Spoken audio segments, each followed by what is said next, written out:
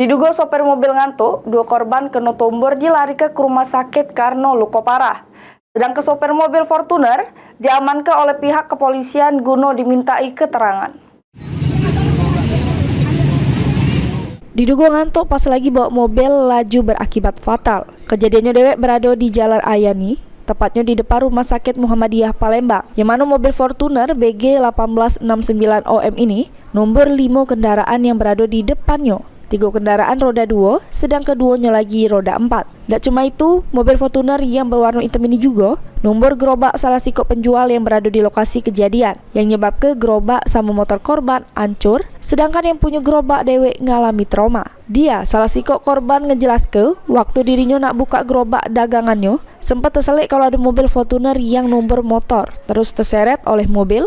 Rupanya mobil tersebut ngarah ke gerobak punya dia. Sontak baik dia berlari ke arah pinggir untuk ngindari biar tak ditombor. Namun naas, gerobak sama motor punyanya yang jadi imbas.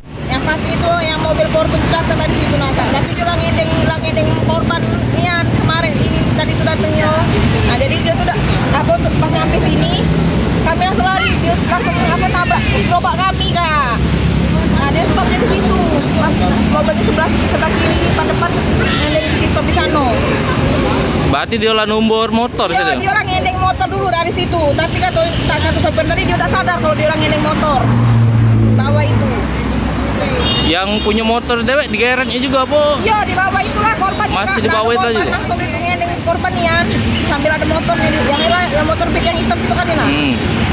Sekarang yang korban yang motor itu di mana?